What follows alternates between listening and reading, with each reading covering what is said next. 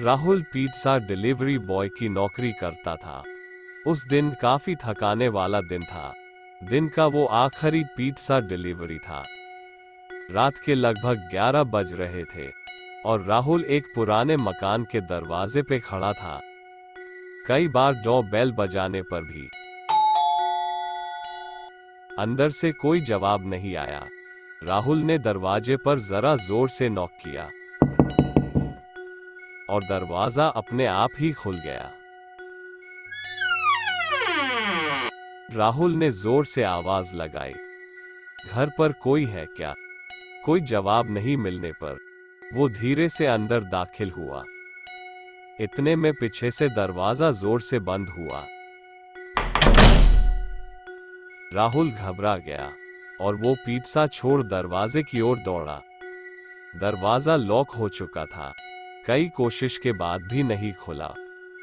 उसने चारों तरफ देखा। इतने में उसकी नजर किचन काउंटर पर रखी एक पेपर पर पड़ी, जिसमें लिखा था, यहाँ से निकलने की तुम पूरी कोशिश कर सकते हो, जिसके लिए तुम्हारे पास 1 घंटा है।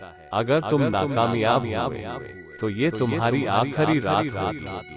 तुम सोच रहे होंगे कि मैं ऐसा क्यों कर रहा हूँ, क्योंकि मुझे मजा आता है। जब भी मैं बोर होता हूँ मैं यही खेल खेलता हूँ। तुम बस गलत वक्त पर गलत जगह पहुंच गए हो। याद रखना, 1 घंटा, गुड लक। राहुल को विश्वास नहीं हो रहा था और उसे घबराहट होने लगी थी।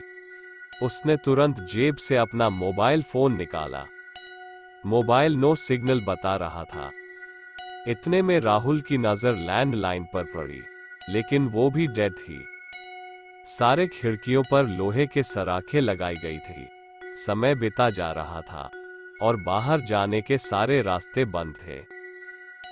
राहुल ने किचन से धारदार छुरा उठाया और दरवाजे से पीट कर नीचे बैठ गया। अब वो डर के मारे कांपने लगा था और सोच रहा था कि उसके पास सिर्फ 15 मिनट बचे हैं। टाइम खत्म होने पर ऊपर वाले कमरे से चलने की आवाज आने लगी। उसने देखा कि एक आदमी काले कपड़ों में, काला नकाब पहने, सीढ़ियों से उतर रहा था।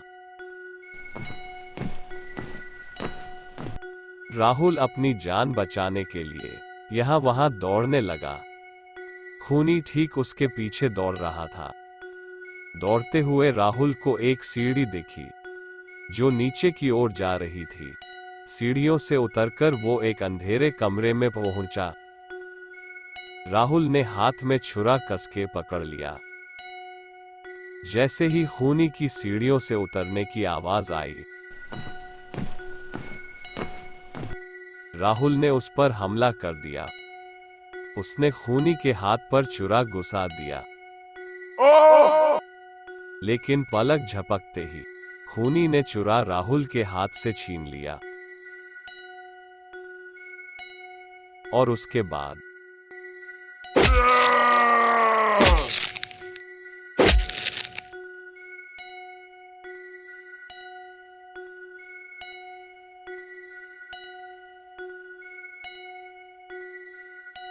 उम्मीद करते हैं कि आपको ये कहानी अच्छी लगी होगी। लाइक और कमेंट जरूर कीजिए और अगर आप नए हैं तो चैनल सब्सक्राइब करना न भूलिए। फिर मिलते हैं नई कहानी के साथ। तब तक के लिए टेक केयर।